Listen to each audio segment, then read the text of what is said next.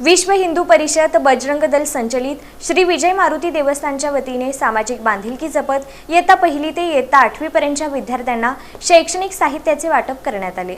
विश्व हिंदू परिषद बजरंग दल संचलित श्री विजय मारुती देवस्थान यांच्या वतीनं सामाजिक बांधिलकी जपत इयत्ता पहिली ते इयत्ता 8वी पर्यंतच्या एकूण 51 विद्यार्थ्यांना शैक्षणिक वह्यांचं वाटप करण्यात आलं।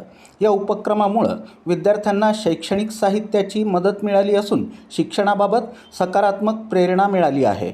शैक्षणिक वर्षाच्या पार्श्वभूमीवर आयोजित करण्यात आलेल्या या उपक्रमाचा उद्देश विद्यार्थ्यांमध्ये शिक्षणाची आवड निर्माण करणं, त्यांना नियमित शिक्षणासाठी प्रोत्साहित करणं आणि गुणवत्तापूर्ण शिक्षणाकडे वाटचाल करण्यासाठी बळ देणं हा होता।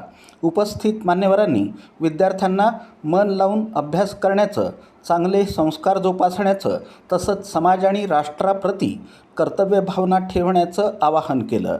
यावेळी श्री विजय मारुती देवस्थानच्या वतीनं सर्व विद्यार्थ्यांच्या उज्ज्वल भविष्यासाठी शुभेच्छा देण्यात आल्या। विद्यार्थ्यांनी शिक्षण, संस्कार आणि देशभक्ती यांचा सुंदर संगम साधून समाजासाठी आदर्श नागरिक बनावं अशी प्रार्थना श्री विजय मारुती देवस्थान चरणी करण्यात आली।